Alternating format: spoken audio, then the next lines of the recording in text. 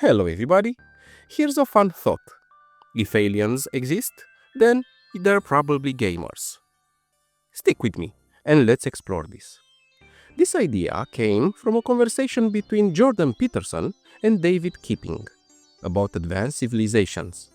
And at one point, the discussion turns towards something surprising. Why do we keep building more powerful computers? Or, as Peterson puts it, You might ask, what is driving the demand for advanced computational devices now? And the answer to that, at least part of the answer to that, is the desire to ever more accurately simulate realities such that games can be played with those simulations. before games, there was thought. Of course, this captured my attention. Games? I know games to be extremely important to us as a species, but why not science or research? Well, seems there is more to this. When you think about it, we as humans are placed in a pretty unforgiving universe, a place where mistakes can have serious and deadly consequences. So in order to survive, we need to take in information from around the world around us, process it, and adapt. In simpler terms, we need to think, to learn, and we need to change so that we can stay aligned with reality. Or in other words, alive. Peterson explains this deeper layer as There's a very deep biological idea in relationship to thought, that the reason that we think is so that our thoughts can die instead of us. that line made me pause and consider. It reframes thinking itself as a survival tool. In the real world, mistakes are costly, sometimes final, but thinking changes the rules. But if you virtualize that so that your thoughts are now avatars of yourself, you can have your foolish avatars expire and you can continue. We create scenarios in our minds, we play them and play with them, and we've been doing this our entire lives. As toddlers, as kids, as teenagers, as adults, and hopefully as old men too. We think, create, simulate, learn and change over and over again. Stepping into the simulation. If we zoom in that simulation part, it also explains something else. Why we love stories so much. Stories are simulations created by others, compressed into something we can observe and learn from. That's why meaningful stories move us and change us. They give us lessons without the need for us to learn through costly failure. And games? Games take it one step further. Think about it. Games are simulations we actively participate in. Some are realistic, others completely fantastical. But all of them engage us. They pull us into systems where we must act, decide, fail, and try again. They make us learn not just through observation, but through experience.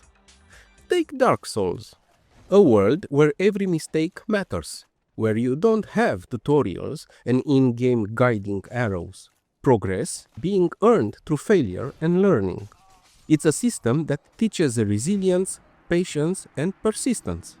Other games, let's say those focused on telling personal stories, simulate emotional experiences, placing you in situations you may never face, but still learn from. And then there are puzzle games, pure thought experiments. No grand narrative, no action, nor adventure. Just the mind engaging with patterns, problems, logic, and solutions. The mind learning in its most distilled form. There are so many different games and different genres, but they all are based on the same core idea: simulations. We think, we create, we simulate, we learn, and we change. The Endgame of Intelligence. So, it's only natural that, as our technology evolves, we use it for science and industry, but also to simulate, to play, and more precisely, we use it to game. And as Peterson notes, I don't think it's mere fluke that a tremendous amount of the market for high-end computational devices is the market to drive simulation, so that we can play fictional games. Now let's take that idea and push it forward. If we continue evolving, or if we imagine an advanced civilization somewhere there in the universe, they would face the same fundamental problem: how to survive, how to adapt, how to understand reality. And the most powerful tools for that? Simulating experiences and playing games, of course. And so maybe advanced civilizations do in fact take off into the fictional game space, because it's in some ways an infinite domain of potential experimentation. And we're already on that path. Our simulations are getting better, our games are getting greater, our virtual worlds are becoming more immersive. We are constantly pushing toward more detailed, more meaningful, and more complex ways to explore reality, without the cost of failing in it. So maybe gaming is more than entertainment. Maybe it's something fundamental, a natural extension of intelligence itself, a way to survive, a way to understand, a way to explore the infinite space of what if. And if that's true, then any advanced civilization out there would likely follow a similar path. They would simulate, they would experiment, they would create worlds and play. So yeah, if aliens exist, they're probably gamers.